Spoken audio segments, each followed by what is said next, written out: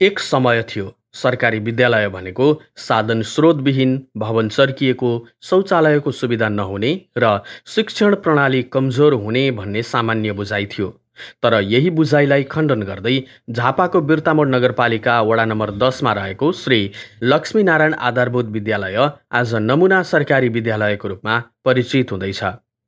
2056 सालमा मुष्टिदानबाट सुरु गरेर स्थापना भएको यस विद्यालयले हाल प्राप्त गरेको उचाइ केवल संयोग होइन, दृढ सङ्कल्प, सहकार्य र दूरदर्शी नेतृत्वको परिणाम हो।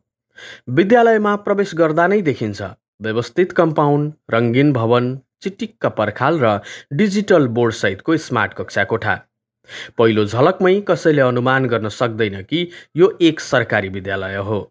CC camera, projector, digital board, computer कक्षा, जुनसुकै बोर्डिङ स्कुलसँग तुलना गर्न सकिने खालका सामग्रीहरू यहाँ सजिलै देख्न सकिन्छ।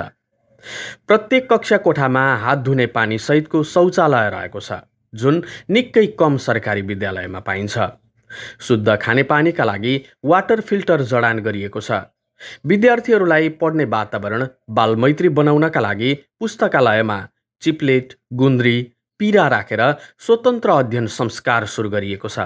स्थापना कालदेखि नै यो स्कुलमा यहाँका स्थानीय जनदाता, समाजसेवी, बुद्धिजीवी र यहाँका शिक्षकहरूले अथक प्रयासको स्वरूप यो विद्यालय नमुना विद्यालयको रूपमा स्थापित भई वर्तमान समयमा पनि यो नमुना विद्यालयको रूपमा आफ्नो पहिचान कायम राखेको छ। विक्रम सम्वत 2068 सालदेखि यहाँ अङ्ग्रेजी माध्यमबाट शिक्षण सिकाइ क्रियाकलाप सञ्चालन भएको छ र यहाँ जसले बोर्डिङको पहुँचभन्दा बाहिर रहेका अभिभावकहरू हुनुहुन्छ र यहाँ बालबालिकाहरूलाई चाइल्ड फ्रेन्डली, बालमैत्री तरिकाले शिक्षण सिकाइ क्रियाकलाप सञ्चालन गरिन्छ। यो विद्यालय बिर्तामोडका कुनै एउटा बोर्डिङभन्दा कमी छैन। यहाँ को कर्मचारी, को हेड टिचर भन्ने फिलिङै हुँदैन। सबैले आफूले देखेको काम आफ्नो खाली पिरियडमा हामी बच्चाको टोयलेट सोर्नेदेखि लिएर विद्यालय सफा गर्ने, समुदायसँग सम्बन्ध कायम गर्ने अनेक कुरामा सबैको यो विभाग छुट्याइएको छ। विद्यालयले 2068 सालदेखि नै अङ्ग्रेजी माध्यमबाट पठन पाठन समेत सुरु गरेको हो। शिक्षाको गुणस्तर उकास्ने लक्ष्यसहित यस विद्यालयमा डिजिटल शिक्षालाई प्राथमिकता दिइएको छ। विद्यार्थीहरूले प्रोजेक्टर र डिजिटल बोर्ड मार्फत मल्टिमिडियाका कक्षा सञ्चालन गर्न पाउँछन्। कम्प्युटर शिक्षा अनिवार्य नै बनाइएको छ। विद्यालयमा 9 जना शिक्षक तथा कर्मचारीहरू कार्यरत छन्, जसको समर्पण, मेहनत र सृजनशीलता विद्यालयको रूपान्तरणको मेरुदण्ड बनेको छ। उनीहरूको निरन्तरको प्रयासले गर्दा विद्यार्थीहरूमा आत्मविश्वास, शुद्ध आचरण, नियमित उपस्थिति र सहभागिता समेत बढेको छ। यो सफलताको कथा प्रदेश सांसद छवि चुडाल बिना अधुरो छ।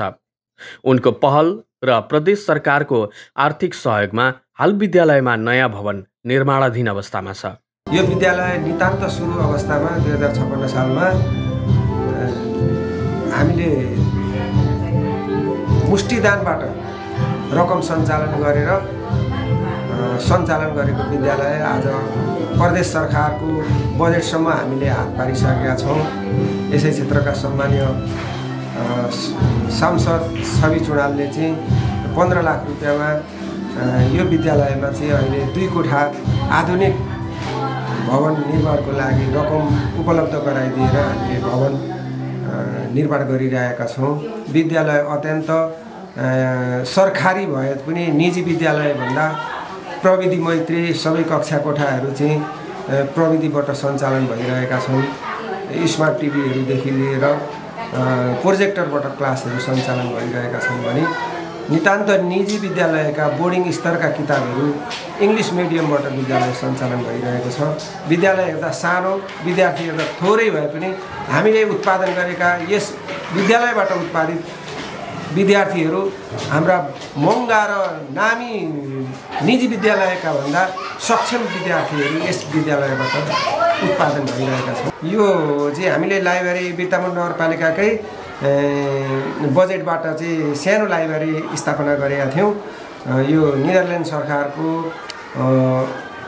तर्फबाट चाहिँ यो लाइब्रेरी गमन गर्दै आउँदाखेरि हाम्रो विद्यालयलाई पनि उहाँहरूले चाहिँ छनौट गरेर लाइब्रेरीमा थप यो जुन खालका लेबलहरू, जुन खालका कुर्सी टेबलहरू, यी नेपाली हातबाट चाहिँ बनेका चाहिँ पिराहरू छ, यो चाहिँ यो थाङ फाउन्डेसनबाट उपलब्ध गराइएको हो। यो चाहिँ नेपाल सरकारबाट अनुगमन नभए पनि नेदरल्यान्ड्सबाट आउनुहुने त्यो थाङ फाउन्डेसनबाट चाहिँ हरेक साल यसलाई अनुगमन गर्ने भएको हुनाले 2024 को चाहिँ नेपालकै उहाँहरूको लगानी भएका 24वटा लाइब्रेरी मध्ये लक्ष्मीनारायण आधारभूत विद्यालयमा स्थापित लाइब्रेरी चाहिँ उत्कृष्ट भएको पनि उहाँहरूले घोषणा गरेर हामीलाई पुरस्कृत पनि गर्नुभएको छ।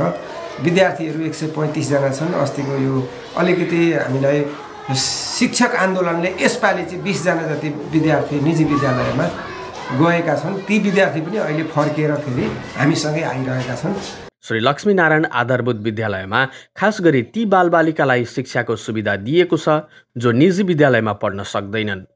सबैलाई समान शिक्षाको अवसर भन्ने नारालाई विद्यालयमा उतार्न सफल यो विद्यालय आज समुदायकै गर्व बनेको छ। हाम्रा अधिकांश अभिभावकहरू कस्ता हुनुहुन्छ भन्नुहुन्छ भने रोजीरोटी नगरी आफ्नो दिनचर्या नगुजर्ने खालका अभिभावकहरू हुन्छ। उहाँका सन्ततिहरू यहाँ पढ्छन्। यहाँ विशेष गरेर सीमान्तकृत दलित जनजातिका बालबालिकाहरू अध्ययन गर्छन्। लक्ष्मीनारायण आधारभूत विद्यालय कुनै सपनाको कथा होइन। यो सकारात्मक सोच, योजनाबद्ध काम र प्रतिबद्ध शिक्षा प्रेमीहरूको सङ्गालो हो। यहाँ शिक्षा केवल किताबको सीमामा बन्द छैन। यहाँ शिक्षा जीवन परिवर्तन गर्ने यात्राको काम हो। जहाँ सरकारी विद्यालय बोर्डिङ स्कुलभन्दा अगाडि हुन सक्छ भन्ने यथार्थ देखिन्छ, त्यहाँ परिवर्तनको सम्भावना मात्र होइन निश्चितता पनि देखिन्छ।